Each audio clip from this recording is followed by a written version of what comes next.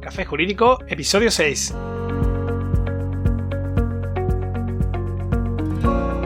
Muy buenas, bienvenidos de nuevo, mi nombre es Juanma Delgado y esto es Café Jurídico, un espacio de divulgación jurídica donde, en el tiempo que dura un café, abordaremos novedades legislativas, interpretaciones de doctrina y jurisprudencia sobre distintas temáticas, aprenderemos a manejar herramientas para la eficacia y la productividad profesional y, en definitiva, nos acercaremos de una forma amena y distendida al sector jurídico. ¡Comenzamos!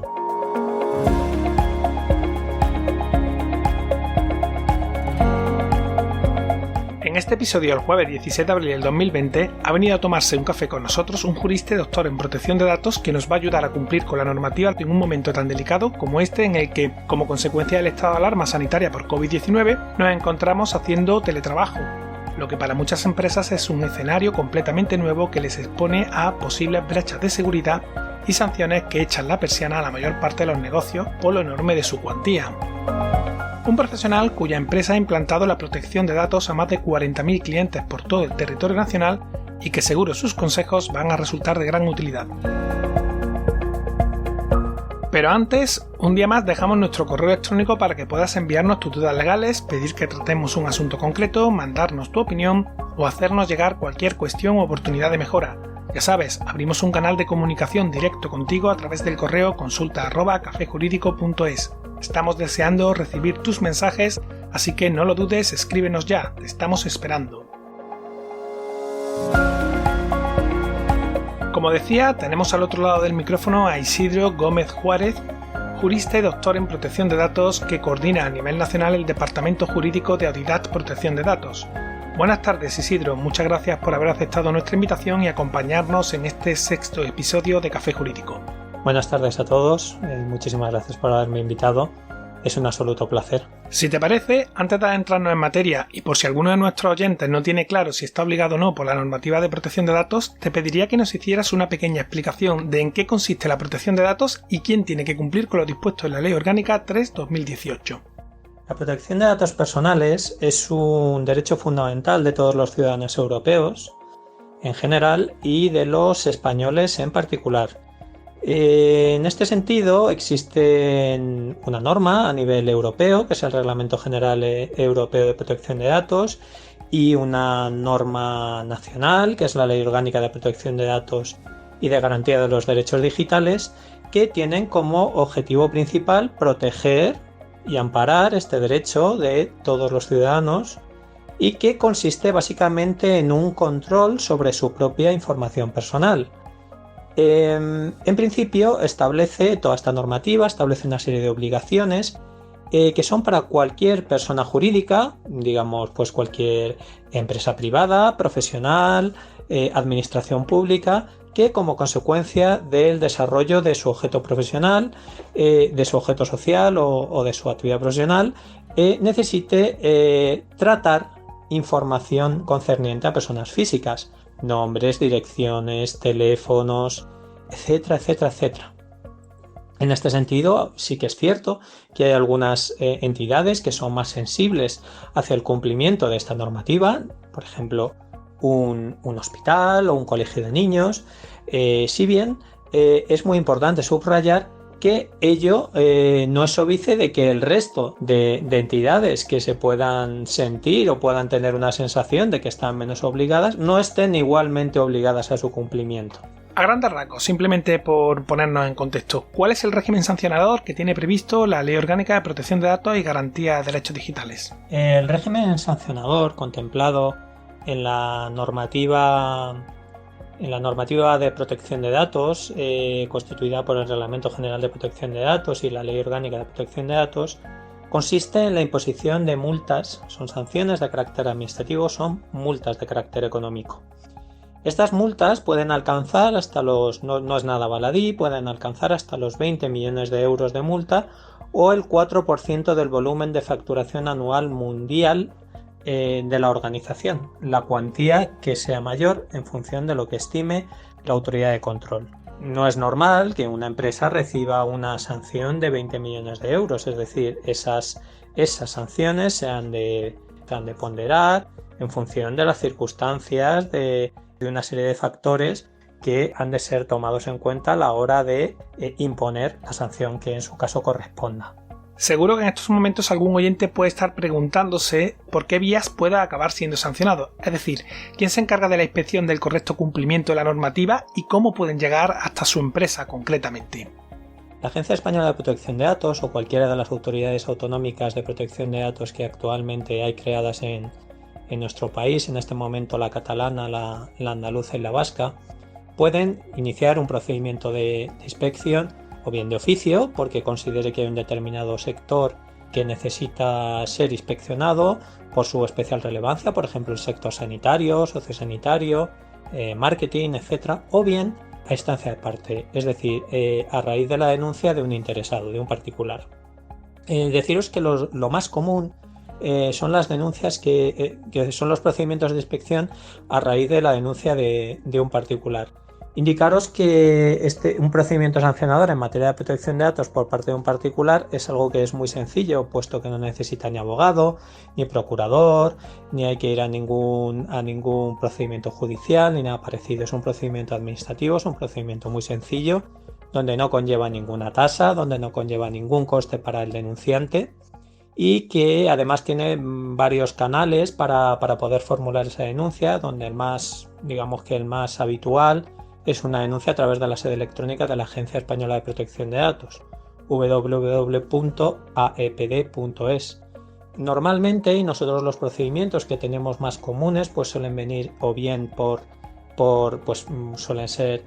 clientes que tienen algún problema con la organización, o bien por trabajadores que están en procedimientos de despido y que a lo mejor consideren pues que a lo mejor no se le ha videovigilado dentro de los parámetros que son legítimos, ese tipo de situaciones. Y últimamente sí que estamos detectando con mayor intensidad algunos procedimientos de inspección que vienen derivados como consecuencia de violaciones de seguridad de los datos personales, lo que se conoce como brechas de seguridad, donde ahí la Agencia de Protección de Datos también entra a conocer las características y consecuencias de esa brecha de seguridad y si se han protegido adecuadamente los derechos y libertades de los ciudadanos y en concreto su derecho fundamental a la protección de datos. Quizás alguno de nuestros oyentes haya podido escuchar en los últimos días en algún medio de comunicación informar sobre la presunta derogación por parte del Gobierno de la Ley Orgánica de Protección de Datos durante el estado de alarma con motivo de la publicación de la orden del Ministerio de Sanidad 297-2020 de 27 de marzo, por la que se encomienda a la Secretaría de Estado de Digitalización e Inteligencia Artificial del Ministerio de Asuntos Económicos y de Transformación Digital el desarrollo de diversas actuaciones para la gestión de la crisis sanitaria ocasionada por el COVID-19. Aunque a nivel jurídico resulta más que obvia la respuesta,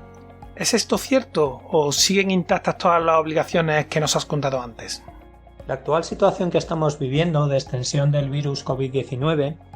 es una situación excepcional, es una situación de confusión que favorece o es caldo de cultivo de la desinformación, de lo que pudieran ser noticias falsas, falseadas, con la finalidad de confundir aún más a la ciudadanía. Una de las noticias que recientemente ha aparecido es lo que podríamos conocer como fake news, ¿vale? Una de las recientes noticias que ha aparecido en relación con este tipo de noticias es la presunta derogación por parte del Gobierno de la Ley Orgánica de Protección de Datos. En este sentido es muy importante subrayar que el Gobierno en ningún momento ha derogado esta ley, sino que lo que sí que puede hacer en un estado de alarma, como es el actual, es imponer determinadas limitaciones al derecho a la protección de datos. Es jurisprudencia de nuestro Tribunal Constitucional que la protección de datos no es un derecho absoluto y en tal sentido puede conocer determinados límites. La situación actual podría dar lugar a esos límites siempre y cuando sean proporcionados, tengan una finalidad concreta, no sean indefinidos, tengan una temporalidad, etc. ¿Vale? Además, pues simplemente comentaros además que en relación con la noticia que ha salido sobre la geolocalización, etcétera, de los ciudadanos, hay varios preceptos, tanto en el Reglamento General de Protección de Datos como en la propia Ley Orgánica de Protección de Datos, que lo permiten siempre y cuando la finalidad sea salvaguardar el interés vital de los interesados, el control de emergencias sanitarias como la actual, etc. Ahora que ya hemos contextualizado el problema que supone incumplir la protección de datos a nivel general y que queda meridianamente claro que no ha sido derogada,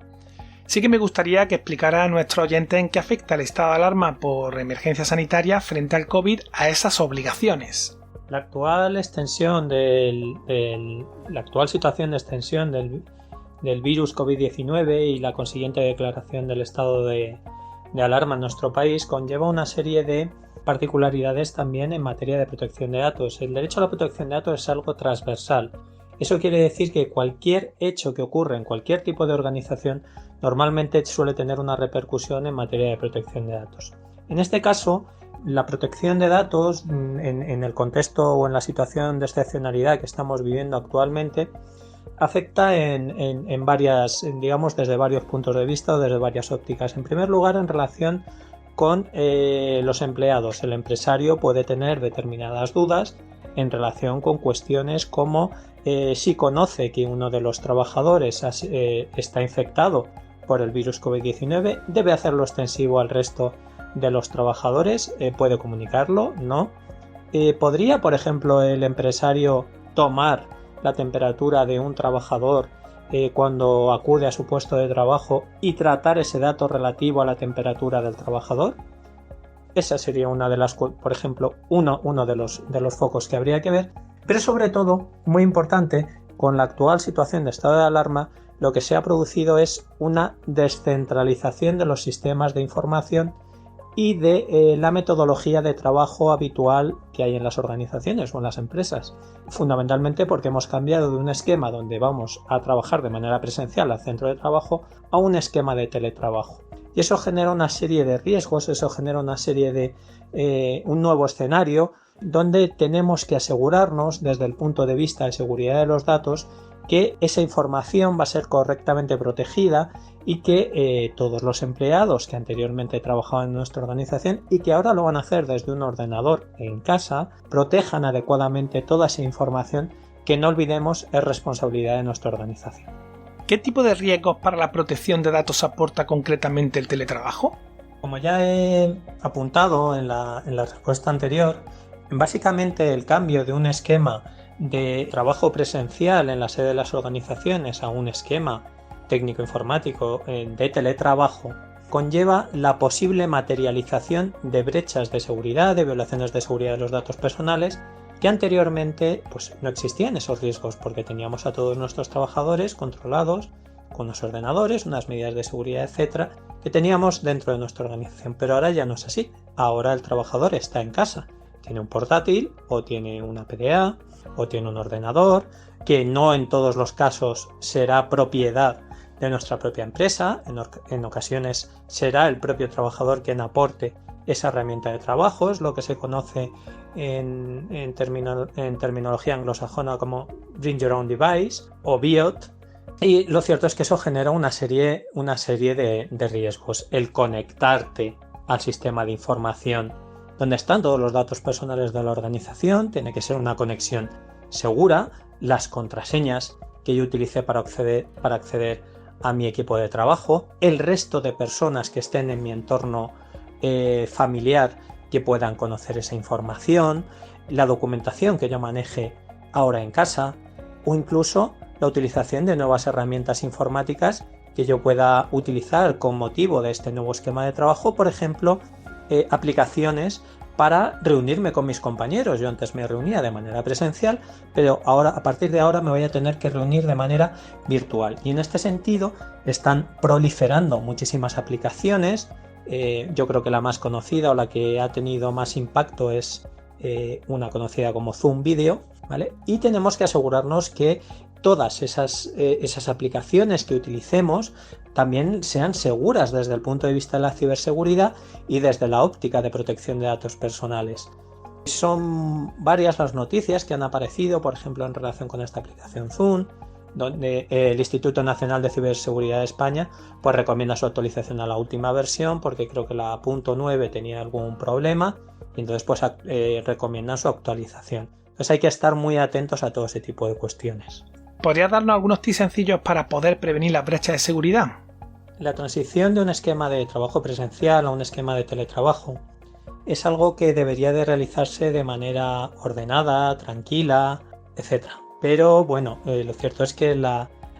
actual situación de excepcionalidad derivada de la extensión del virus COVID-19 ha obligado a muchísimas empresas y organizaciones a realizar este cambio, a realizar esta modificación de esquema de trabajo de manera muy acelerada. Yo creo que lo más importante, más que un tip, yo lo que diría son dos palabras. El empresario ha de ser diligente y responsable. Y en este sentido yo creo que lo más importante es establecer un protocolo de teletrabajo para los empleados. Los empleados han de conocer cuando se incorporan a su nuevo entorno de trabajo, un entorno de teletrabajo, un nuevo ecosistema, qué medidas de seguridad mínimas deben respetar, cómo han de conectarse de manera segura al sistema de información de la organización,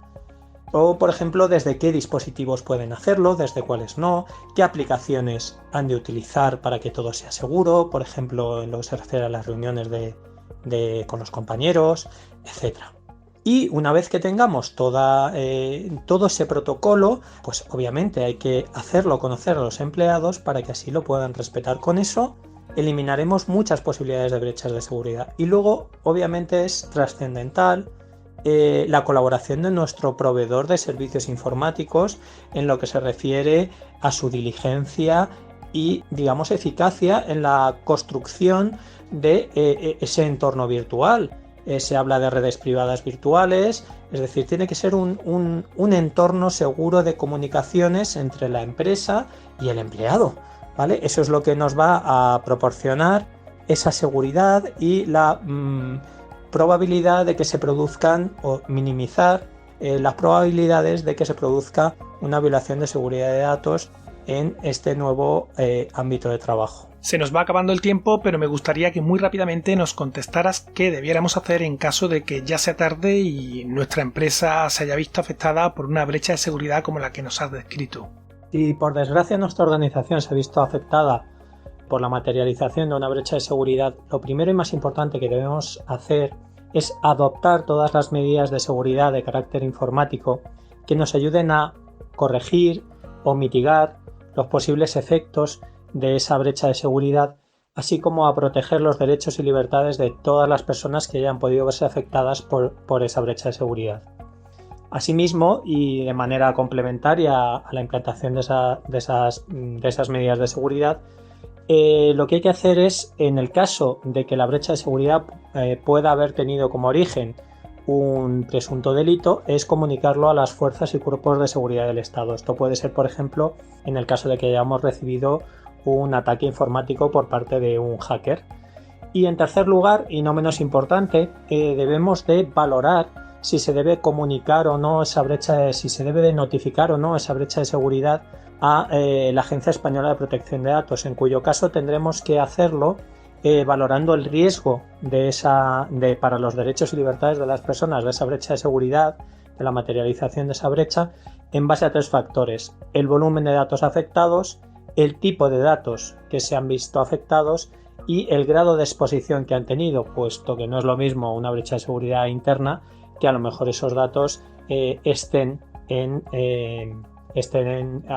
disposición del presunto atacante. Queda claro. Muchas gracias, Isidro, por habernos acompañado en el día de hoy, y eso sí, antes de despedirte me gustaría dejarte un momento spam para que puedas decirnos cómo podemos encontrarte. Pues Audidat es una organización de ámbito nacional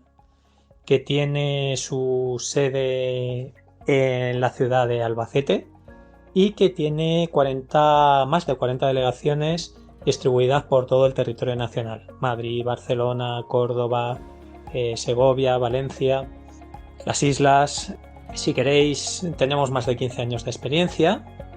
y si queréis conocernos, si queréis saber algo más sobre nosotros, pues simplemente podéis mandar un correo electrónico a info@audidat.com o visitar nuestra página web www.audidat.com, donde podréis encontrar teléfonos, nuestras delegaciones a cada una de las provincias y cómo contactar con nosotros. Y bueno, pues nada más, pues estamos esperando allí. Un abrazo para todos y un placer haber charlado con vosotros. Gracias nuevamente por habernos acompañado.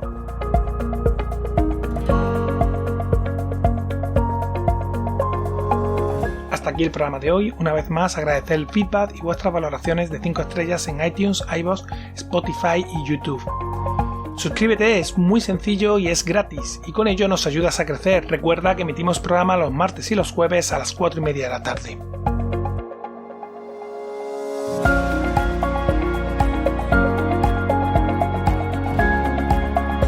En las notas del programa dejamos enlace a los datos de contacto de Isidro y de Audidad Protección de Datos.